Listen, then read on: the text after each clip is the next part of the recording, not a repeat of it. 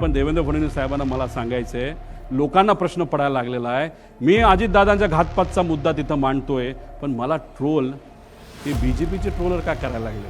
DGCA म्हणते तारखा चुकवते, आम्ही पुरावे देतो की तारखा चुकल्यात, ह्याच्यावरनंच आम्हाला कुठेतरी या इन्व्हेस्टिगेशनवर डाऊट आहे. लेअर जेट हे विमान भारतामध्ये रजिस्टरच होऊ शकत नाही. चोरालाच पोलिसाचं काम दिलं असं म्हणायला काही हरकत नाही, अशी आजची परिस्थिती आहे. आमच्यासारखा बिना बॅकग्राऊंडचा, बिना सत्तेचा माणूस जर एवढी माहिती काढू शकतो आणि तुम्ही 22 दिवस लावताय. आज आम्ही सगळे दुःखात आहोत, आज आम्ही तिथं लढत आहोत, पण ज्या कंपनीच्या माध्यमातून हा घात झाला, नाहीतर हा अपघात झाला, त्याचा मालक मात्र आज भारतात नाही. शेकडो कोटीचा विषय असल्यामुळेच कदाचित या कंपनीला वाचवलं जातंय. जर भीतीपोटी आम्ही थांबलो, शांत बसलो, तर आम्ही मराठी माणसं कशाचे आणि आम्ही पवार कसले. त्यामुळे एवढं फ्यूल पंखात पण आणि आत पण, असं आमचं मत आहे की हे एवढं घेऊन बारामतीच्या दिशेने जाण्याचं कारण काय. आणि जे मी पायलटच्या बाबतीत बोललो होतो की मुद्दामूनच कदाचित त्याचा वापर करून, पायलटचा वापर करून हा घातपात झाला असावा आणि त्या घातपातामध्ये फ्यूल जास्त असलं की मोठा स्फोट होईल, हे कुठेतरी शंका लोकांच्या मनामध्ये, आमच्या मनामध्ये ती कुठेतरी खरी ठरताना आपण सर्वजण बघू शकतो. हा तसा या ईमेल प्रमाणे फ्लाईट प्लॅन आहे, पण आम्हाला जे कळालंय तसा ऑफिशियली त्यांनी डीजीसीएला सांगितलं नव्हतं त्यांचा फ्लाईट प्लॅन काय. कारण त्याच्यामध्ये विषय एवढाच आहे की ते परत पुण्याला तर ते लँड करू शकत नाही, का पर्यायी एअरपोर्ट द्यावं लागतं. ते पुणे देऊ शकत नाही कारण का तिथं डिफेन्सचं फ्लाईंग सकाळी होतं. त्यानंतर मग त्याला सोलापूर देता येत नाही, त्यात सुद्धा अडचण आहे. त्याला जर दुसरं कुठलं तरी द्यायचं असेल तर ते फक्त चिपी एअरपोर्ट देऊ शकतात, पण ते पण नाही कारण त्यावेळेस तिथं धुक्का असू शकतं. पण असेल तर कुठलं तर मुंबईच असेल. त्यामुळे ते उगाच तुम्ही जो फेरफटका मारला तो न मारता अंदाज घेऊन 3000ची विजिबिलिटी जी 5000 पेक्षा कमी आहे. 5000 हे डीजीसीएचं नॉर्म आहे. एक तर तुम्ही उडायला नव्हतं पाहिजे, हा आमचा मुद्दा आहे, आणि उडला तरी लँड करण्याचा प्रयत्न तिथं केला नाही पाहिजे. तुम्हाला परत मुंबईला यावं लागलं असतं.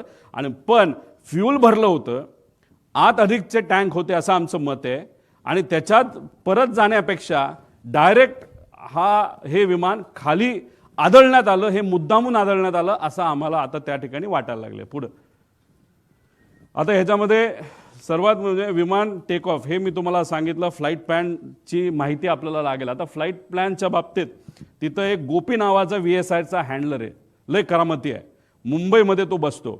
आता हे काय करतात, फ्लाईट प्लॅन हे मॅन्युप्युलेट करू शकतात. हा जो इन्व्हेस्टिगेशनला उशीर चाललाय ना, त्याचा पुढे जाऊन मी पुरावे देणार आहे ना, त्याच्या शेवटच्या बाजूला तर खूप वेगळे पुरावे त्याच्यामध्ये आहे. तर त्याच्यामध्ये मुद्दामून कागदपत्र बनवण्याचं काम हे VSR कडनं सुरू आहे असं आमचं तिथं मत आहे. आणि याच्यामध्ये जर तुम्हाला डॉक्युमेंटेशन बघायचं असेल, इन्व्हेस्टिगेशन एजन्सीला सांगायचे ईमेलचे पुरावे तिथं बघितले पाहिजे. कारण हेड ऑफिस दिल्लीला आहे, दिल्लीवरनं फ्लाईट प्लॅन हा खाली या गोपीकडे आला असावा, गोपीला ते प्रिंट केला असावा, त्याच्यावर सह्या घेतल्या असाव्या. त्यामुळे फ्लाईट प्लॅन आणि हे सगळे डॉक्युमेंट आहेत, हे कागदी डॉक्युमेंट न घेता CCTVच्या खाली केलेले त्या तारखेचा CCTV असणारे, नाही तर ईमेलचं प्रूफ त्याच्यामध्ये बघा. हे जे कागदपत्र आता ते सगळे मॅन्युप्युलेट करतील एका खोलीमध्ये बसून, कुपा करून कागदाला कागद जोडण्याचा प्रयत्न त्या ठिकाणी फक्त करण्यासाठी करू नका. डिजिटल प्रूफ आम्हाला पाहिजे, ही मागणी आमच्या महाराष्ट्रातल्या लोकांची आहे. पुढं आता ब्लॅक बॉक्स पुढं जळतो का. आता ह्याच्यामध्ये काय सांगितलंय की ब्लॅक बॉक्स जळला, त्यातली माहिती नाही मिळाली, बरंच काय आहे. आता हे काल परवा तुम्ही बघितलं असेल, सगळ्या तज्ज्ञांनी सांगितलंय की 1100 डिग्री सेल्सिअसला 1 तास जर हा आगीत पडला असेल, ते सुद्धा 1100 डिग्री सेल्सिअसला, तरच कुठं ना कुठं तरी हा ब्लॅक बॉक्सला फटका बसू शकतो. याच्यामध्ये 2 भाग असतात. एक व्हॉइस, मागे घ्या, व्हॉइस रेकॉर्डिंग असतं ज्याला CVR म्हणतात, आणि FDR असतं. FDR म्हणजे जे आम्ही म्हणतोय त्याला काही गोष्टी बंद केल्या, मग त्याचं ते हाईट असेल, स्पीड असेल, ह्याचा सगळा डेटा असतो, तो त्याच्यामध्ये FDR मध्ये असतो. आता प्रेशर, जर 6000 मीटर खोलीपर्यंत जे प्रेशर असतं पाण्याचं, त्या प्रेशरला हा ब्लॅक बॉक्स टिकू शकतो, 1 महिना टिकू शकतो. हे प्रेशर अतिरिक्त सांगितलंय 6000, म्हणजे समुद्रात वेगळं असतं. मग कितीतरी हजार हत्ती त्याच्यावर उभे केले, एवढं प्रेशर त्याच्यामध्ये असतं. आणि आगीच्या बाबतीत मी सांगितलंय. आता आगीच्या बाबतीत लोक म्हणतील रे असं नाही, तिथं खूप मोठा ब्लास्ट झाला. एक तुम्ही समजून घ्या, तिथं बरेचसे कागद हे न जळलेले तुम्हाला दिसले. त्याचं कारण असं, तो भपका जो स्फोटचा असतो तो काही सेकंदासाठी असतो आणि तो नंतर विझून जातो. त्यामुळे कागद सुद्धा जळलेला नाही. त्याची सेम थिअरी या बाबतीत आहे. तो भपका अंदाजे 1001 डिग्री सेल्सिअसच्या आसपास नाही तर त्याच्यापेक्षा खाली असू शकतो असं आमचं त्याच्यामध्ये मत आहे. पुढं आता ह्याच्यामध्ये हा जो भाग आहे हा विमानाची बॉडी काय असते, ॲल्युमिनियम अलॉय असते.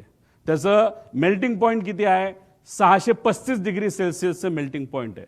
म्हणजे ॲल्युमिनियम बॉडी, विमानाची जी बॉडी आहे ती 650 डिग्री सेल्सिअसला ती वितळून जाते. हे तुम्ही सगळ्यांनी तिथं नोट केलं पाहिजे. त्याच्यानंतर टायटॅनियम स्टेनलेस स्टील याचे हे बनलेलं असतं. हा बाहेरचा भाग आहे, हा टायटॅनियम आहे. हा किती डिग्रीला मेल्ट होतो, 1670 डिग्रीला मेल्ट होतो. त्यानंतर हे थर्मल इन्सुलेशन आहे आणि हा जो भाग आहे हा ॲल्युमिनियमचा आहे. म्हणजे विमानाची बॉडी ज्याची बनली आहे तो भाग आत असतो आणि त्याच्या आत हा ब्लॅक बॉक्स असतो. त्यामुळे हे जे काय सांगतात ना की हे घडलं असेल ते घडलं असेल आणि ते जळलं ती माहिती, हे मॅनिप्युलेशन आहे असं आमचं ठाम त्याच्यामध्ये त्या ठिकाणी मत आहे. पुढं आता हे कुठं होता ब्लॅक बॉक्स, हा इथं होता. आता या ब्लॅक बॉक्स म्हणजे विमानाच्या त्या बाजूला हा ब्लॅक बॉक्स जर इथं होता तर अरे बॉडी कुठं जळली आहे.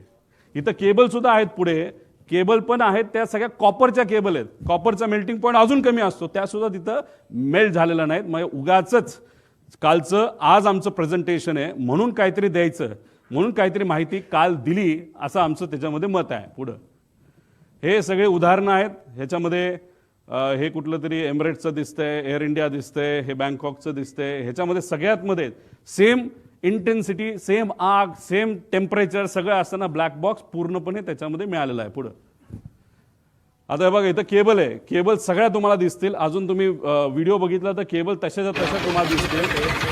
हे सगळं आहे. ब्लॅक बॉक्स कुठं असेल अजितदादांच्या विमानाचा आणि इथं सगळ्या केबल आहेत आणि त्याच्या पुढच्या भागाला तिथं काय ठेवलं असेल तर 2 कॅन ठेवले असतील असं आमचं मत आहे. ते शोधण्याची जरूरत आहे. 90 कोटी रुपये खर्च करून युनियन मिनिस्टर राम मोहन नायडू साहेबांनी काही महिन्यांपूर्वी एक लॅब इनॉग्रेट केली. आता एवढी हाय फंडू लॅब तुमच्याकडे असेल तर तुम्हाला बाहेर पाठवण्याचं काय कारण. बरं ठीक आहे, तुम्ही बाहेर पाठवत नाही तर ते या लॅबमध्ये इथंच भारतामध्ये बसून तुम्हाला माहिती काढता येत नाही का. ठीक आहे, टेक्निकल एजन्सीची मदत घ्या असं आम्ही सांगितलं होतं. तुम्ही सुद्धा आता म्हणताय की नाही आता आम्ही टेक्निकल एजन्सी फक्त टेक्निकल गोष्टीसाठी बाहेरच्या एजन्सीची मदत घेऊ, ते सुद्धा कॅनडाचं. त्या कंपनीचं नाव मी पुढं सांगतो. पुढं आता ह्याच्यामध्ये अजून एक माहिती आहे. इन्शुरन्स हा विमानाची किंमत किती आज, ते विमान जे होतं जे आज असतं तर त्याची ॲक्च्युअल किंमत 35 कोटीला ते घेतलं होतं. पण ज्या पद्धतीचं त्याचं इंजिनची क्वालिटी आणि काही आकडे आणि पॅरामीटर्स बघितले ते आज 10 ते 15 कोटीला जास्तीत जास्त विकू शकले असते. इतकी वाईट परिस्थिती त्याची आहे. आणि ज्या लोकांनी ते विमान चालवलं आहे पूर्वी आणि आज ते कंपनी बरोबर नाही, या लोकांनीच आम्हाला सांगितलं की 10 कोटीत दिलं कुणी जर असतं आत्ता तरी न घेणं हे जास्तच योग्य ठरलं असतं. आता 10-12 कोटीच्या किमतीचं जे विमान होतं त्याची आजची इन्शुरन्सची व्हॅल्यू किती होती तर 55 कोटी रुपये होती. त्यानंतर लायबिलिटी इन्शुरन्स किती होता, 210 कोटी. म्हणजे आत बसणारी लोक, त्याच्यानंतर घरावर कोणाच्या पडलं तर, जर कुठल्या व्यक्तीवर पडलं, जनावरांवर पडलं तर 210 कोटी रुपये त्याची टोटल लायबिलिटी व्हॅल्यू होती. आता ह्याच्यामध्ये पायलट सुद्धा आले, याच्यामध्ये 5च्या 5 जण आली. मग तो जो मेन पायलट होता त्याला किती रुपये मिळणार या 210 पैकी, हा सगळ्यात मोठा प्रश्न आहे. आणि ही गोष्ट त्या पायलटला माहीत होती का, खरंच इन्शुरन्स मिळणार होता का, या बाबतीत स्पष्टीकरण होणं महत्त्वाचं आहे. पुढे आता ह्याच्यामध्ये अकाउंटेबल मॅनेजर कोण आहे कोणाच माहीत नाही. DGCA सुद्धा माहीत नाही. त्यांच्या वेबसाईटवर सुद्धा यांचं नाव काढून टाकलंय. Chief of flight safety, director of training. ह्या अकाउंटेबल मॅनेजरचं इंटरव्ह्यू हा DGCA घेतं आणि DGCA इंटरव्ह्यू घेतल्यानंतर त्यांनी अप्रूव्ह केल्यानंतर हा फ्लाईट मॅनेजर आपल्याला त्या ठिकाणी मिळतो. म्हणजे हा जो अकाउंटेबल मॅनेजर, जसं महाराष्ट्र सरकारचं माझ्या अंदाजाने कोणतरी एक आहे, त्याचं नाव शर्मा का असं काहीतरी नाव आहे, ते आपले सेफ्टी ऑफिसर आहेत. त्यांचा इंटरव्ह्यू DGCA घेतला, मग त्यांना तिथं हे केलं. तर ही माणसं कुठे आहेत, यांचा इंटरव्ह्यू तुम्ही केलाय का, यांचं इन्व्हेस्टिगेशन तुम्ही केलंय का. कारण का अकाउंटेबल मॅनेजर हा रिस्पॉन्सिबल असतो, त्यांनी तिथे ईमेल केले पाहिजे. त्यामुळे जी कालची नोटीस जी आलेली आहे, नाहीतर एक्सप्लेनेशन जे DGCA दिलेलं त्याच्या खालच्या बाजूला 2 नाहीतर CC अकाउंटेबल मॅनेजर केलेलं आहे. त्यामुळे अकाउंटेबल मॅनेजर कोण आणि ही लोक कोण हे माहिती घेणं महत्त्वाचं आहे. पुढे आता हे महाशय म्हणजे हे जे तुम्ही जर ट्रक चालवत असाल, तुम्ही ट्रकच चालवला पाहिजे, तुम्ही गाडी चालवायची नाही. तुम्ही जर गाडी चालवत असाल तर ट्रकचं लायसन्स तुम्हाला मिळत नाही, त्याला वेगळं घ्यावं लागतं. तुम्ही ट्रक चालवत असताल आणि जेसीबी चालवायला गेला नाही तर पोखलान चालवायला गेला, जी मोठी मशीन, तुम्हाला अलाउड नाही. तसंच लेअर जेटचं तुम्ही विमान चालवत असाल तर तुम्हाला दुसरं विमान लेगेसी सारखं वापरता येत नाही. आता इथं जो फोटो बघितले हे आहेत मिस्टर कपूर. हे मागे जे आहे ते लेगेसीचं विमान आहे. आपले मुख्यमंत्री साहेब आणि उपमुख्यमंत्री दुसरे हे लेगेसीली जास्त ट्रॅव्हल करतात. ही आहे लेगेसी, हे आहे लेगेसी आणि हे आहे लेअर जेट. म्हणजे हे महाशय लेगेसी सुद्धा चालवत होते आणि हे महाशय लेअर जेट सुद्धा चालवत होते. आणि फक्त हाच व्यक्ती चालवत होता असं नाही, रोहित सिंग सुद्धा इलिगली हे दोन्ही विमानं तिथं चालवत होतं. याचे सीसीटीव्ही कॅमेरा, याचे डॉक्युमेंटेशन हे करा. आमच्याकडे डॉक्युमेंटेशन आहे, आम्ही कसं काढलं हे आम्हाला माहिती. पण या डीजीसीला आम्हाला सांगायचं, इन्व्हेस्टिगेशन अधिकाऱ्यांना आणि ऑफिसरला सांगायचं, कृपा करून कागद रंगवारंगवी करणं हे तुम्ही सोडून द्या. आणि जर करत असाल तर ते चुकीचं आहे. जर उद्या जाऊन त्या कागदात जर फरक दिसला, व्हिडिओ आमच्याकडे कुठला असेल आणि तो जर आम्ही दाखवला आणि त्याच्यामध्ये जर डिस्क्रिपन्सी आली तर हे योग्य ठरणार नाही. त्यामुळे इथं एक खूप मोठी इलिगॅलिटी आहे. त्यानंतर तुम्ही दारू पिलाय का नाही तर हे BA करावं लागतं. हे अशा पद्धतीचं मशीन असतं. पण अनफॉर्च्युनेट हे जे मशीन आहे हे आहेत एक यंग पायलट आहे, यांचा व्हिडिओ आम्ही आमच्या लेवलनी त्या ठिकाणी काढला. हे असं फुंकावं लागतं, असा व्हिडिओ काढावा लागतो की बाबा फुंकतोय आणि दाखवावं लागतं 0% दारू आहे.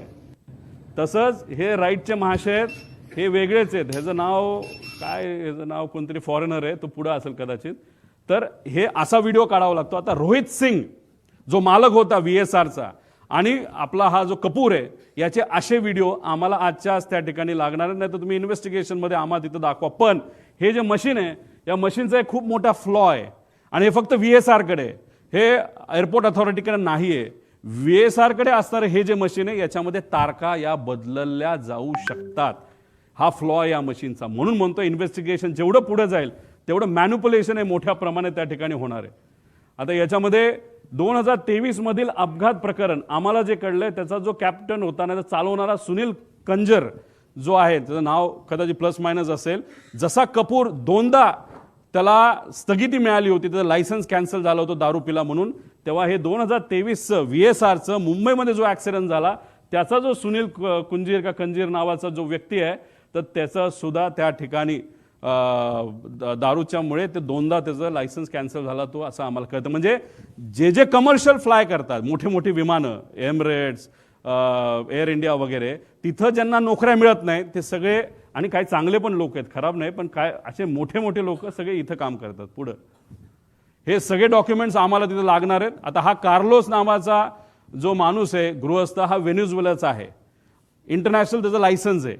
पण हा भारतामध्ये कसं तो त्याला VSRच्या माध्यमातून इथं उडवलं जातं, तर हा येतो एंटर करताना ॲज अ पॅसेंजर, आणि पॅसेंजर म्हणून आत आल्यानंतर विमानात बसल्यानंतर तो कॉकपिटमध्ये जायचा आणि कॉकपिटमध्ये जाऊन त्या ठिकाणी विमान उडवायचा. आता ह्याच्यामध्ये हे बघा, captain, crew details, captain Venezuela हा पूर्वीचा त्याच्यामध्ये डेटा आहे.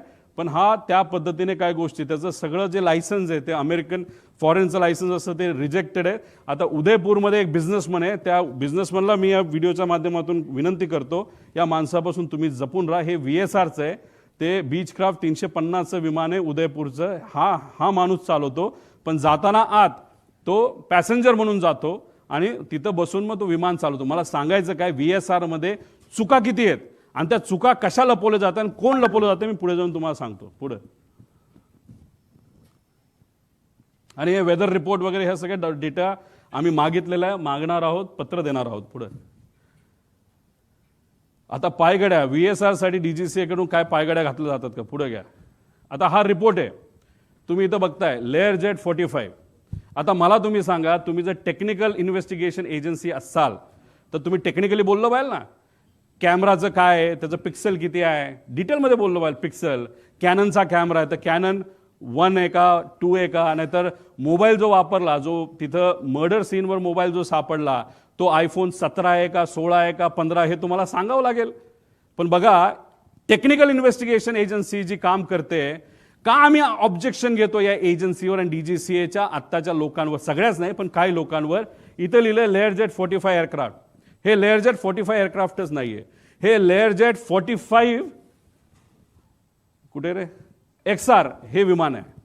हे आहे लेअर जेट 45 जे अजून सुद्धा उडते. हे 1 स्टेप पूर्वीच आहे आणि हे विमान आहे अजितदादांचं. हे आहे XR. हे अमेरिकेतून बाय केलं होतं. पुढे मी तुम्हाला डिटेल्स देतो. म्हणजे एजन्सी कालचा रिपोर्ट तुम्ही वाचून बघा DGCAचा, त्याच्यामध्ये सुद्धा त्यांनी लेअर जेट 45 दिलंय. फक्त आम्ही म्हणतोय XR आहे आणि ते खरंच XR आहे. हे वेबसाईट ही त्या VSRची वेबसाईट आहे आणि अमेरिकेवरून ते विमान घेतलं, त्याचे डिटेल्स पुढे जाऊन बघितले ते सुद्धा XR आहेत. म्हणजे तुम्ही टेक्निकल एजन्सी असताना, तुम्ही टेक्निकल इन्व्हेस्टिगेशन करत असताना तुम्ही जर मॉडेलच चुकवत असाल तर तुमच्यावर आम्ही विश्वास कसा ठेवायचा. मोठ्या नेत्यांनी सांगितलंय की रोहित पवार असं ऑब्जेक्शन घेत नाही. काल कुठला तरी इथला एक मुंबई पुरता मोठा नेता का छोटा नेता त्यांनी सांगितलं की का ऑब्जेक्शन घेत, याच्यासाठी आम्ही ऑब्जेक्शन घेतोय. तुम्ही याच्यामध्येच जर मॉडेलच चुकवत असाल तर पुढे इन्व्हेस्टिगेशन तुम्ही कशी करणार आहात असा प्रश्न आहे पुढे. हा बघा आता दुसरं केंद्रीय विमान DGCA आता सर्टिफिकेट ऑफ रजिस्ट्रेशन आणि ह्याच्यामध्ये सर्टिफिकेट ऑफ हे विमानाचं काय म्हणतात त्याला एअरवर्दीनेस, हे दोन आहेत. आता एअरवर्दीनेस ही सर्टिफिकेट ऑफ एअरवर्दीनेस कधी आलंय 21 ला आणि विमान रजिस्टर कधी झालंय 22 ला. म्हणजे काय केलं, आधी गाडी घेतली, त्याचं सगळं PSU वगैरे केलं, सगळं करून टाकलं आणि नंतर ते रजिस्टर केले, तसं विमानाचं झालं. हे चुकीचंच आहे. हे PIB रिपोर्ट आहे 28/1चा. याच्यामध्ये जर तुम्ही certificate of registration, certificate of airworthiness याच्यामध्ये जो फरक येतोय तो 1 वर्ष आधीचा आहे. हेच तुम्ही चुकला आहात. आधी रजिस्ट्रेशन तुम्हाला करावं लागतं आणि मग तुम्हाला एअरवर्दीनेस घ्यावं लागतं. इथं जर रिपोर्टमध्ये तुम्ही चुकवत असाल म्हणजे कुठंतरी रिपोर्ट मॅन्युपुलेट केले जातात का, रिपोर्टमध्ये हेराफेरी होती का, असा आमचा साहजिकच प्रश्न राहणार ना. हे तुमच्याच रिपोर्टवरनं आम्ही सांगितलं ऍक्सिडेंट नंतरच्या.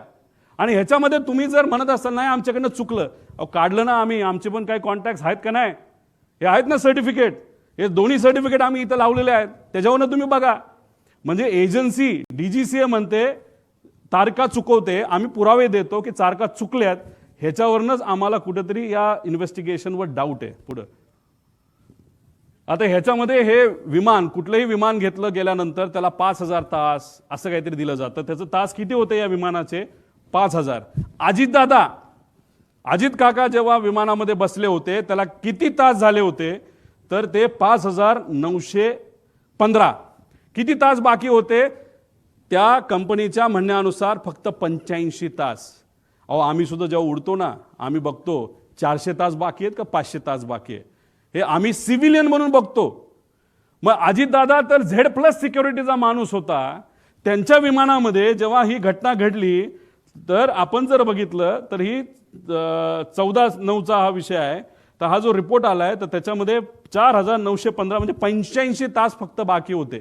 आणि ह्याच्यात आमचा क्लेम आहे आणि मी जी हनीवेल नावाची कंपनी जी हे इंजिन बनवलं त्या कंपनीच्या मॅनेजरला जर मराठी कळत असेल ना तर ट्रान्सलेट तुम्ही करा की खरी माहिती ही DGCAला तुम्हाला ईमेलच्या माध्यमातून द्यावी लागेल. आम्ही प्रयत्न केला पण ते आम्हाला देत नाही. आमचा अंदाज आहे हे मशीन 5000 त्याचं वय होतं तर हे मशीन 8000 पर्यंत उडलेलं आहे. मग दादांकडे मशीन देत असताना तसंही त्या मशीनमध्ये काहीच राहिलं नव्हतं आणि त्याची किंमतही खराब झाली होती. आणि मग मुद्दामूनच ह्याच्यामध्ये मशीन सुद्धा देताना खराब क्वालिटीचंच दिलं, नुकसान होताना कमी व्हावं. आणि हा अपघात का घात हा प्रश्न तर त्याच्यामध्ये राहतो. पण हे मेंटेनन्स सगळे बघितल्यानंतर दादांना जे मशीन दिलं Z सिक्युरिटीने असताना सुद्धा VIP ट्रॅव्हल होतोय ह्या VSR कंपनीला माहिती असताना, ॲरो या कंपनीला माहिती असताना सुद्धा मशीन हे संपलेलं होतं. आणि तेच मशीन म्हणजे इंजिन त्या विमानाला होतं आणि तेच विमान हे अजितदादांसाठी त्या ठिकाणी सेवेसाठी दिलं. म्हणजे हे आश्चर्याची गोष्ट आहे. इतकं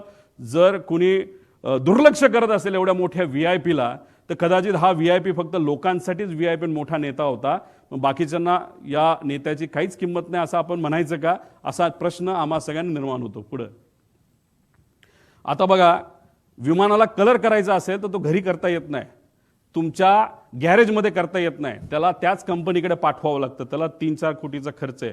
काही दिवसांपूर्वी एक व्हिडिओ आहे एमिरेट्सचा, तो रंगवायला एका एमिरेट्सच्या मोठ्या विमानाला रंगवायला 50 कोटी रुपये लागले फक्त रंगवायला. आता ह्या महाशयाली घरीच पेंटिंग केलं.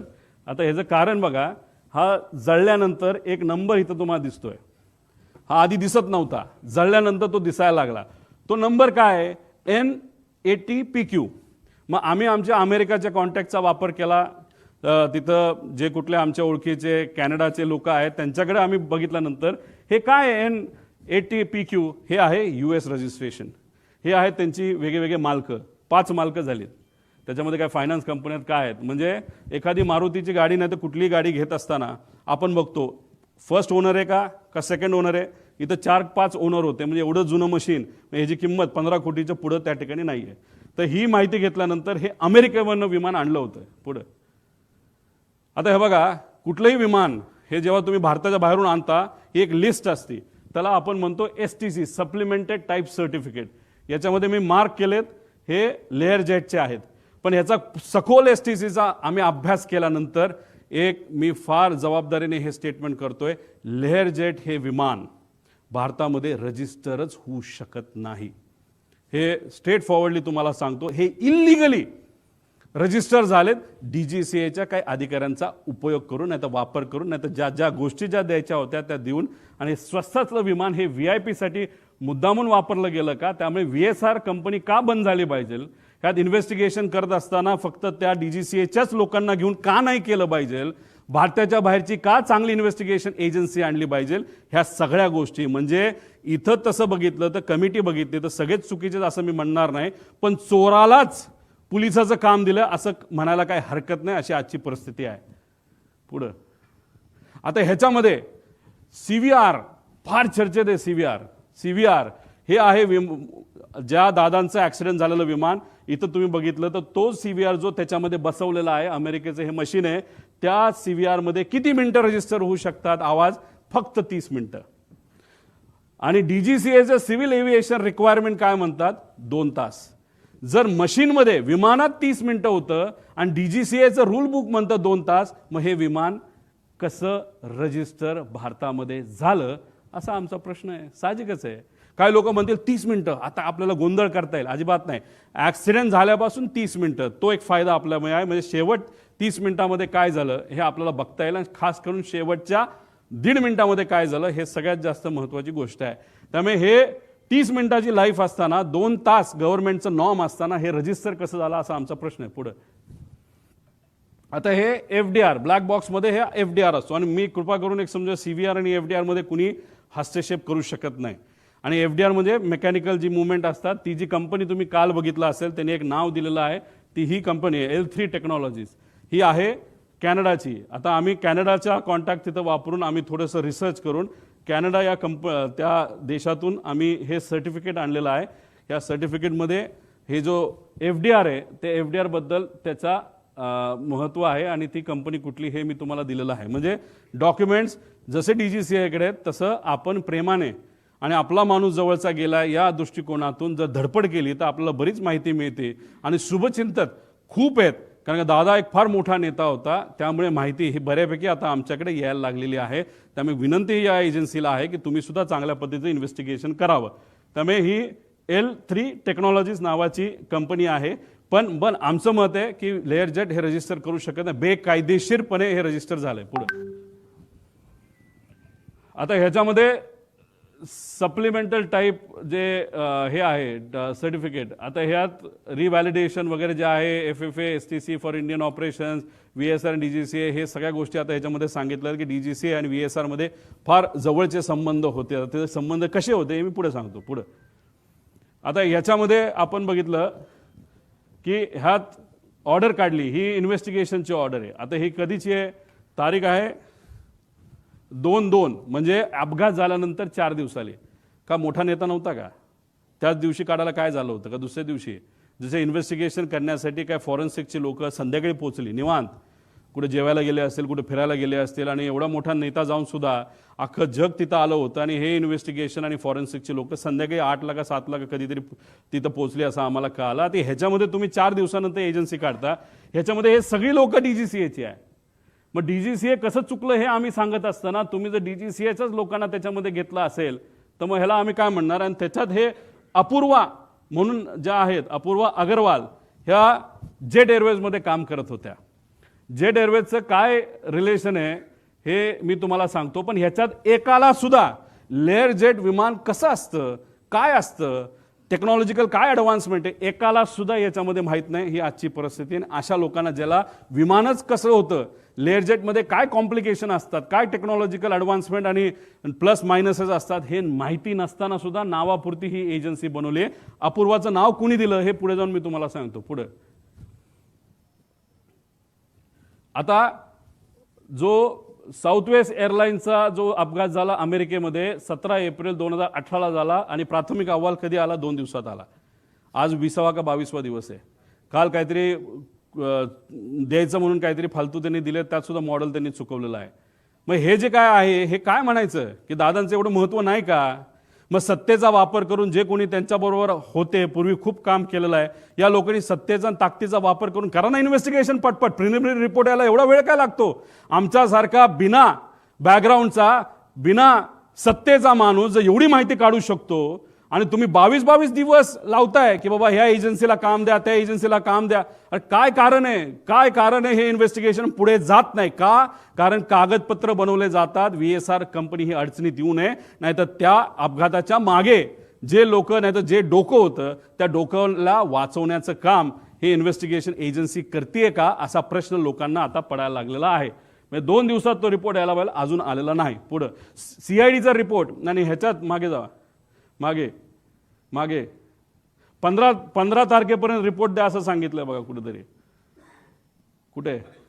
हां कुठेतरी लिहिलंय. हां मध्ये. हां हे बघा 15 फेब्रुवारी. आज किती तारीख आहे? 18. काय दिलं काल? आणि त्याच्याच बरोबर खाली लिहिलं बघा, अकाउंटेबल मॅनेजमेंट ऑफ VSR. अरे कोण आहे अकाउंटेबल मॅनेजर? कोणाच माहीत नाही. मग नुसतं दाखवायचं म्हणून दाखवलं. मग अकाउंटेबल मॅनेजरला तुम्ही घेतलं का ताब्यात? नाही घेतलं. मेंटेनन्स मॅनेजरला घेतलं? नाही घेतलं. पुढे घ्या. आता हे सगळ्यात महत्त्वाचं आहे, हे नोट करा. आम्ही बघत होतो की VSR कंपनीवर कारवाई का होत नाही, VSR कंपनीवर कारवाई का होत नाही. ह्याच्या खोलात गेल्यानंतर आम्हाला कळालं की रोहित सिंग नावाचा जो VK सिंगचा मुलगा आहे, भारी भारी गाड्या आहेत त्याकडे, गाड्या घ्यायला काही हरकत नाही. 5 स्पोर्ट्स कार आहेत. एका गाडीची किंमत 7 कोटी असेल, 35 कोटीच्या तर गाड्या आहेत त्याच्या. मुंबईचं त्यांचं जे डेलचं जे गेस्ट हाऊस आहे त्याच्या खाली 1-2 गाड्या लावल्यात, बाकी कुठे ते आम्हाला माहीत नाही. या रोहित सिंगचं लग्न होतं 1.5-2 वर्षापूर्वी मॅरियट जयपूरला, राजस्थानमध्ये. तिथं कोण कोण गेलं होतं? कोणाकडे फोटो? आमच्याकडे काही लोकांकडे फोटो ते माझ्यापर्यंत आले नाहीत, पण येतील. पण ते मी वापरणार नाही, कारण कधी कधी आपण लग्नाला जात असतो. आमचं हे म्हणणं नाही की घातपात करणारे लोक तिथं गेले होते, नाही तर आमचं जे ऑब्जेक्शन ते अजिबात नाही. आमचं फक्त म्हणणं आहे VSRवर इन्व्हेस्टिगेशन का होत नाही, त्याचं कारण कदाचित असं असू शकतं की रोहित सिंगच्या लग्नामध्ये बरेच महाराष्ट्रातले सुद्धा सत्तेतले काही लोक, नेते, काही माजी मंत्री सुद्धा या निगडीत असणारे, आणि काही दुसऱ्या राज्यातले. त्यातलं एक राज्य आम्हाला कळलंय ते म्हणजे आंध्र प्रदेश. आंध्र प्रदेशचे TDP या पक्षाचे प्रमुख नेते, ते कोण मी सांगणार नाही, पुढच्या काही ह्याच्यामध्ये मी मला माहिती आहे का तर 100% माहिती आहे. TDPचे एक प्रमुख नेते त्या लग्नाला, रोहित सिंगच्या VSRचा जो मालक आहे त्याच्या लग्नाला राजस्थानला हे गेले होते. मग VSRच्या मालकाच्या मुलाच्या लग्नाला तुम्ही तिथं जाता आणि आज VSR या कंपनीवर जेव्हा ऑब्जेक्शन घ्यायचं असतं, त्याचे ऑपरेशन बंद करायचे असतात, तेव्हा तिथं मंत्री महोदय TDP या पक्षातले, या देशाचे जे एव्हिएशन मिनिस्टर आहेत ते कुठेतरी म्हणतात no safety concern with Lear jet aircraft VSR venture aviation minister. का ऑब्जेक्शन आम्ही नाही घेतलं पाहिजे का? दादांचा अपघात झाल्यापासून, का घात झाल्यापासून आतापर्यंत या राज्याचे सुद्धा मंत्री VSRली प्रवास करतायत का? का आतापर्यंत इतर राज्यांमध्ये सुद्धा VSR चालू आहे का? प्रश्न आहेत ना. आमचं धडधडीत डायरेक्ट म्हणणं आहे की सत्तेतले बरेचसे लोक हे VSRच्या मालकांच्या निगडीत आहेत. काही लोकांचे व्यवसाय आहेत. हैदराबादचा एक कुठला तरी मोठा व्यावसायिक आहे, तो कोणाच्या जवळ आहे याच्या खोलात सुद्धा मी जात नाही. त्याची 2 विमानं आहेत आणि दोन्ही विमानं VSRच्या नावाली आहेत. आणि आज सत्तेत जे लोक आहेत त्याच्या जवळ असणारा तो माणूस आहे. आणि कदाचित त्या माणसाकडे तिकडं त्या भागातलं एक छोटंसं पोर्ट सुद्धा असावं त्या राज्यातलं. फक्त एकच आहे, बाकी कुठले पोर्ट त्याचे नाहीत. मग कोण आहे हा माणूस? तिथं कोणाची सत्ता आहे? आणि ती सत्ता तिथं त्या ठिकाणी असताना त्या TDP या पक्षाचे नेते जर रोहित सिंगच्या लग्नाला तिथं जात असतील आणि रोहित TDPचाच नेता आज जर तिथं एव्हिएशन मिनिस्टर असेल आणि VSR कंपनी आतापर्यंत बंद होत नाही, त्याचे ऑपरेशन तसेच चालू राहतात, कागदपत्र त्या ठिकाणी रिअलाइनमेंट करणं नाही तर त्याचं मॅनिप्युलेशन करणं असं आमचा त्याच्यामध्ये म्हणणं आहे. आणि आज रोहित सिंग आहे कुठं? आज रोहित सिंग भारतामध्ये नाही. अपघात झाल्यानंतर मायामी अमेरिकेमध्ये तो गेलाय. त्यांची दुबईमध्ये सुद्धा कंपनी आहे, अमेरिकेमध्ये सुद्धा कंपनी आहे. ही सगळी विमानं टप्प्याटप्प्याने हे दुबईच्या आणि अमेरिकेच्या कंपनीमध्ये ट्रान्सफर केली जातील. आज आम्ही सगळे दुःखात आहोत, आज आम्ही तिथं लढत आहोत. पण ज्या कंपनीच्या माध्यमातून हा घात झाला नाहीतर हा अपघात झाला त्याचा मालक मात्र आज भारतात नाही. त्याला कुणी मदत केली बाहेर जाण्यासाठी? कुणी त्याचा तिथं इन्व्हेस्टिगेशन लगेच करून त्याला लगेच ताब्यात घेऊन लगेच तुम्ही इन्व्हेस्टिगेशन आहे तर त्याचं तिथं चर्चा करून आणायला पाहिजे होती. पण हे महाशय गेले कुठं? तर मायामी अमेरिकेमध्ये त्या ठिकाणी गेलेले आहेत. आता ही बातमी एक ग्रेट आंध्रा नावाचा पेपर आहे, AP minister bought private jet. त्या जेटचं मला पॅटर्न सुद्धा माहिती आहे, त्याचं मॉडेल सुद्धा मला माहिती आहे, ते कोणाचं आहे हे तिथले लोक आपल्या सर्वांना त्या ठिकाणी त्या राज्यात सांगतील.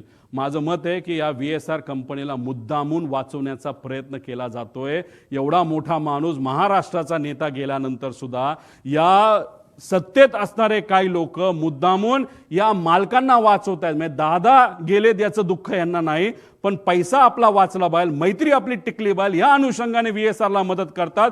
म्हणून आमचं मत आहे की आज नाही तर उद्या VSR कंपनीला बंदी घातली पाहिजे आणि इन्व्हेस्टिगेशन करत असताना त्याच्यामध्ये सुद्धा काही चेंजेस केले गेले पाहिजे. त्याच्यामध्ये तुम्ही 5 कुठले तरी घेतले, CBIला देत आहे, चांगली गोष्ट आहे, CID तर आहेच, पण याच्याच बरोबर एक वर मॉनिटरिंग एजन्सी आम्हाला असावी. राज्यात विरोधी पक्ष नेत्यांना त्याच्यात घ्यावं. दुर्दैवाने महाराष्ट्रात कोणी विरोधी पक्ष नेता नाही, पण हा विषय फार मोठा आहे. प्रायव्हेटली फार मोठे सेलिब्रिटी ट्रॅव्हल करतात. त्यामुळे आमचं मत आहे की देशातले जे विरोधी पक्ष नेता वरचा आणि खालचा जो आहे, राहुल गांधीजी आणि वर जे असतील त्यांना याच्यामध्ये त्या ठिकाणी घ्यावं, काही खासदारांना घ्यावं, खाली काही फॅमिली मेंबरला घ्यावं. तो जो पक्ष आहे जो बाधित आहे, नाही तर अजितदादा ज्या पक्षाचं प्रतिनिधित्व करत होते त्यातल्या काही लोकांना घ्यावं. पण त्यातले काही खूपच एव्हिएशनच्या अनुभवी लोक आहेत, त्यांचं काय करायचं हा निर्णय त्यांनी त्या ठिकाणी घ्यावा. मग अशा पद्धतीने आणि एक्स जज याच्यामध्ये घ्यावा आणि ही मॉनिटरिंग एजन्सी तुम्ही तिथं घ्यावी. आणि ह्याच्या अंडर CBI अंडर मतलब CBI जो काम करेल तो रिपोर्ट बघेल, CIDचा रिपोर्ट बघेल, एक एक्सटर्नल एजन्सीचा रिपोर्ट बघेल. पण हे केल्याशिवाय याच्यामध्ये पारदर्शकता येणार नाही असं आमचं ठाम मत आहे. मॅरिटचं तुम्हाला सांगितलं ते आम्ही तारखा पण काढू, काही फोटो आमच्यापर्यंत आलेत, काही डॉक्युमेंट्स आमच्याकडे आलेत, कोण कसं काय, फक्त ते आत्ता वापरलेलं नाही कारण का मला ह्याच्यात राजकारण आणायचं नाही. पण एक गोष्ट आहे की काही लोक मुद्दामून याच्यात राजकारण आणि मैत्री आणतायत आणि पैसा आणि इन्व्हेस्टर पण मी देऊ शकतो, पण इन्व्हेस्टरच्या खोलामध्ये मी जाणार नाही. इन्व्हेस्टरचं काही डायरेक्ट रिलेशन असेल असं नाही, पण इन्व्हेस्टर मोठे मोठे असल्यामुळे शेकडो कोटीचा विषय असल्यामुळेच कदाचित या कंपनीला वाचवलं जातंय. त्यामुळे त्या इन्व्हेस्टरला मला म्हणायचं तुम्ही खूप मोठे आहात, हजारो कोटी तुमच्याकडे आहेत. आमचा काका आमचे दादा त्याच्यामध्ये गेलेले आहेत.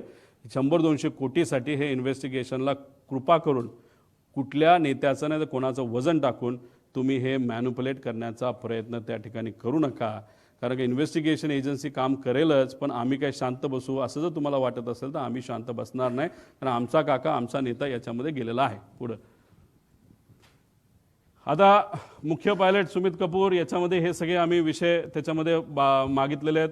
त्यांना कौटुंबिक अडचण होती. आता ती कौटुंबिक अडचण खूप खोलात जाऊन मी म्हणणार नाही आणि त्या विषयाला धरून त्याचं ब्लॅकमेल तिथे झालं असावं आणि मग ते ब्लॅकमेल त्या ठिकाणी झालं असल्यामुळेच ते जे काही घटना घडल्या अशी शंका आहे की त्यांनी मुद्दामूनच त्या घटना त्या ठिकाणी घडून आणल्या. कारण बऱ्याच एक्सपर्टशी बोलल्यानंतर विमान ज्या पद्धतीने कळलं ते मुद्दामून मॅन्युअली आणि ट्रान्सपॉन्डर हे विषय तुम्हाला ते आधीच्या ह्याच्यामध्ये सांगितलेलं आहे. याच्यात खोलात जाऊन चर्चा करायची जरूरत आहे. पण त्यांना दारू प्यायची खूप सवय होती. जेटमध्ये असताना त्यांचा पगार 10 ते 12 लाख होता. पण आत्ता या कंपनीमध्ये आल्यानंतर कारण त्यांचं लायसन्स बंद झालं होतं, ते 3 वर्ष बंद होतं. कोविडच्या काळामध्ये त्यांना काम मिळालं नाही. 5 वर्ष ते बिना पैशाचे होते, नाही पगाराचे होते. आणि त्यानंतर लेअर जेटमध्येच त्यांना संधी का दिली? कारण लेअर जेट बघतच नाही काय की कोण कसला आहे, काय कोणाला काय अनुभव आहे, कोण कुठं दारू पिला होता का काय वेगळं केलं होतं. आणि लेअर जेटमध्ये आल्यानंतर त्यांचा पगार 12 लाखावरनं 3.5 लाखावर आला आणि त्यात 25,000 रुपये का 20,000 रुपये प्रत्येक एका विमानाच्या फेरीला त्या ठिकाणी ते वापरायचे. असे जर 10 फेऱ्या केल्या तर 2.5 लाख आणि 3, 3.5 म्हणजे 6 लाखाचा पगार त्याच्यामध्ये होता. 5 वर्ष पगार नसल्यामुळे आणि हा पगार मोठ्या प्रमाणात कमी झाल्यामुळे आणि मोठे मोठे विस्कीचे ब्रँड त्यांना प्यायला त्या ठिकाणी लागायचा, त्याचा खर्च जास्त असल्यामुळे आणि व्यक्तिगत एक कुठला तरी विषय ज्यामुळे ते डिप्रेशनमध्ये होते आणि ह्या सगळ्या गोष्टीचा उपयोग घेऊन त्यांच्यावर प्रेशर टाकून कुणी ब्लॅकमेल करून काय घटना घडली का असं आमचं डाऊट आहे. हे क्लिअर करणं महत्त्वाचं आहे. पुढं रोहित सिंग शोधा आता ह्या माणसाला, कुठे आहे तो, कुठे आहे, कोणाचा मुलगा आहे, मुलगा तर VK सिंगचाच आहे. त्याच्यामध्ये DGCA काय रिलेशन आहे, DGCA बद्दल तो काय म्हणायचा, कुछ भी हो मॅनेज होता है, कर सकते है, कुछ प्रॉब्लेम नाही, कसं कसं मॅनेज केलं याचे पूर्ण डॉक्युमेंट आहे. पण हे प्रेझेंटेशन 2 तास जाईल, या खोलात जाल नाही. माझ्या अंदाजाने हा कुठेतरी मायामी, फ्लोरिडा, युनायटेड स्टेट, म्हणजे आपण, तुम्ही पत्रकार, आम्ही सर्वजण जमिनीवर आहोत. दादांना काय झालं हे शोधतोय. लोक शोकांतिक आहेत, काय झालं दादांचं हे ते विचार करतात. हे महाशय मायामीला बीच साईडला बसून काय तिथं करतात देवाला डोळे. मग कसं जाऊन दिलं ह्याला तिकडं, का जाऊ शकला, का ह्याची एन्क्वायरी नाही झाली, असे डाऊट येतात ना. म्हणजे डाऊट क्लिअर करणं महत्त्वाचं आहे. पुढं आता मला हा प्रश्न पडलेला आहे. हे महाशय आहे समित ठक्कर, खूप खोलात नाही. त्यांनी काय टाकलंय, मी एकदा ट्रॅव्हल केलं होतं. मी मुंबईमध्ये दिल्लीला बोलत असताना तुम्ही बघितलं असेल, मी बोललो की मी आणि माझ्याबरोबर एक सेलिब्रिटी खेळाडू बारामतीला लँड होऊन तिथून मी माझ्या मतदारसंघात गेलो होतो. मी धडधडीत बोललो होतो. पण या महाशयाने मला ट्रोल करण्यासाठी, मला ट्रोल करण्यासाठी दुसरं काहीच नाही ना. मग हे तू स्वतः ट्रॅव्हल करत असताना तुला काय कळलं नाही का? मला थोडी कळणार होतं का? तुझी अपेक्षा होती का, त्या ट्रोलरची अपेक्षा होती की त्यावेळेसच माझा ॲक्सिडेंट त्या ठिकाणी व्हायला पाहिजे होता, मी संपायला पाहिजे होतं, तर क्रिकेटरही संपायला पाहिजे होतं, अशी तुझी अपेक्षा होती का? हे असले थर्ड क्लास पैसे घेऊन काम करणारे ट्रोल हे कोणाचे आहेत याचा मी अभ्यास करायला लागलो. हे आहेत एका फार मोठ्या BJP पक्षातले सगळे प्रमुख नेत्यांचे. ह्याच्यामध्ये देवेंद्र फडणवीस साहेबांना या बाबतीतली माहिती नसावी असं मला तरी त्या ठिकाणी वाटतं. पण देवेंद्र फडणवीस साहेबांना मला सांगायचं आहे, लोकांना प्रश्न पडायला लागलेला आहे. मी अजितदादांच्या घातपातचा मुद्दा तिथं मांडतोय, पण मला ट्रोल हे BJPचे ट्रोलर का करायला लागलेत? आणि तो सुद्धा हा काही छोटा ट्रोलर नाही आहे, हा फार मोठा ट्रोलर आहे.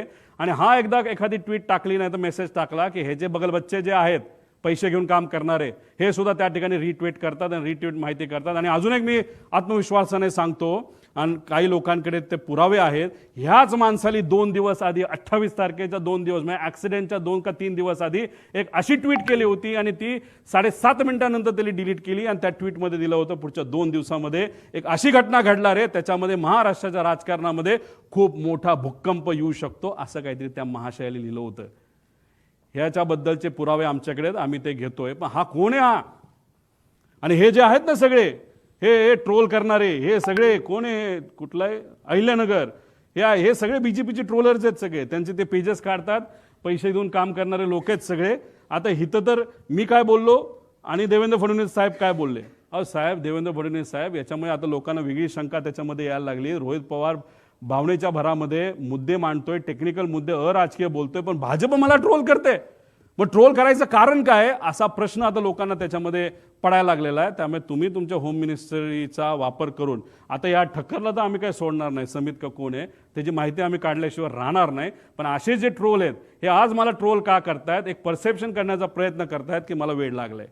हो, प्रेमापोटी मला वेळ लागले, पण वेळ दोन्ही गोष्टीचं असतं. एक वेळ जे तुला लागले पैसे घेऊन काम करायला, आणि मला माझ्या काकाला काय झालं, माझ्या दादाला काय झालं हे शोधण्याचं वेळ मला लागले. आणि हे मला फक्त एकट्याला लागलं नाही, महाराष्ट्रात तमाम जनतेला त्या ठिकाणी लागले. त्यामुळे अशा पद्धतीने माझं ट्रोलिंग तिथं केलं जाते. आणि काही महाशय कॅश बॉक्सवाले, त्याचं नाव वेगळं असेल, त्यांनी सुद्धा आता आम्हाला ट्रोल करायला सुरुवात केली. काय हरकत नाही, तुला किती पैसा वापरायचा वापर, कारण तुमच्याकडे पैसेवाले लोक आहेत, आमच्याकडे स्वाभिमानी मराठी माणसं आहेत.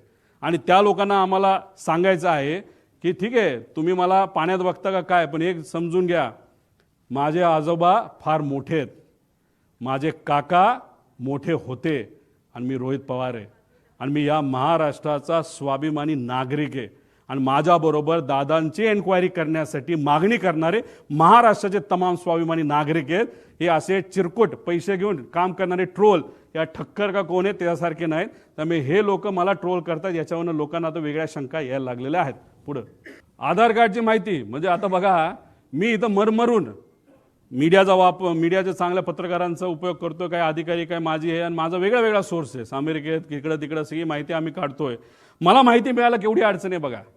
पण आता मी ज्या विमानाने ट्रॅव्हल केलं, ज्या सेलिब्रिटी बरोबर मी ट्रॅव्हल केलं, त्या विमानात ट्रॅव्हल करताना जी इन्फॉर्मेशन, जे आमचे डॉक्युमेंटेशन प्रूफ हे एअरपोर्ट अथॉरिटीला आम्ही देत असतो विश्वासाने, की हा आमचे प्रूफ आहे, हो आम्हीच ते आहोत, हे आम्ही विश्वासाने तिथं देत असतो. ती सगळी माहिती या ट्रोलरला दिली जाते.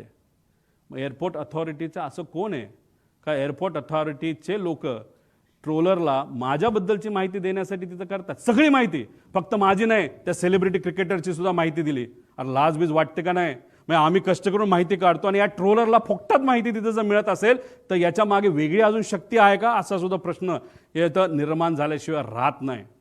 आणि मग हे एअरपोर्ट अथॉरिटी असू शकतं, VSR असू शकतं, काय म्हणजे आम्ही इथं वेगळी इन्फॉर्मेशन मागतोय आणि आमच्या ट्रोलरला कुणीतरी ऑथेंटिक आणि सिक्रेट इन्फॉर्मेशन हे ट्रोलरला, ते सुद्धा भाजपच्या ट्रोलरला दिली जाते. याच्यावरनं शंका 100% आता आमच्या मनामध्ये त्या ठिकाणी निर्माण व्हायला लागली.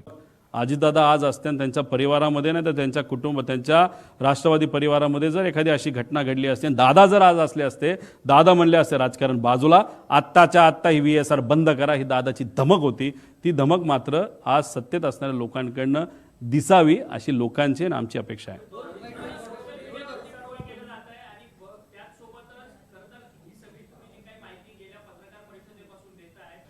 एकतर भीती मला वाटत नाही, पण माझ्या परिवाराला 100% त्या ठिकाणी भीती वाटते. एवढ्या मोठ्या लोकांना जर तू अंगावर घेत असेल, त्याच्याचबरोबर एवढी मोठी लोकं जर कुणी असेल, कारण ही घटना घडवायला फार मोठे लोक त्याच्या मागे असू शकतात, नाही तर लागतील. आणि मग या लोकांना तू अंगावर घेत असतील तर आम्हाला तुझी काळजी वाटते हे माझ्या पत्नीली सुद्धा मला बोलून दाखवलं आहे, माझ्या मुलांनी मला बोलून दाखवलं आहे, माझ्या आईवडिलांनी आणि माझ्या सासऱ्यांनी आणि सगळ्या जवळच्या लोकांनी ते बोलून दाखवलेलं आहे. पण आपण नाही लढणार तर कोण लढणार? कारण का हा विषय अतिशय भावनिक आहे महाराष्ट्रासाठी सुद्धा आणि आमच्या परिवारासाठी सुद्धा. जर भीतीपोटी आम्ही थांबलो, शांत बसलो, तर आम्ही मराठी माणसं कशाचे आणि आम्ही पवार कसले? आम्ही लढत आहोत, ठीक आहे, भीती आहे. उद्या जाऊन या बाबतीत काही गोष्टीची दक्षता आम्ही घेतली आहे आणि बघू आमचे कार्यकर्ते सुद्धा त्या बाबतीत काय भूमिका घेत आहेत. उद्या जाऊन आपण बघणार आहोत. काही कार्यकर्त्यांनी इच्छा व्यक्त केलेली आहे की उद्या जाऊन कुठेतरी काही वेगळ्या पद्धतीने आपल्याला काही प्रोटेक्शनच्या बाबतीत करता येईल का, पण तो त्यांचा त्या ठिकाणी विषय आहे. अशाच नवनवीन अपडेट्ससाठी डिजिटल कोल्हापूर चॅनेलला सबस्क्राईब करायला विसरू नका.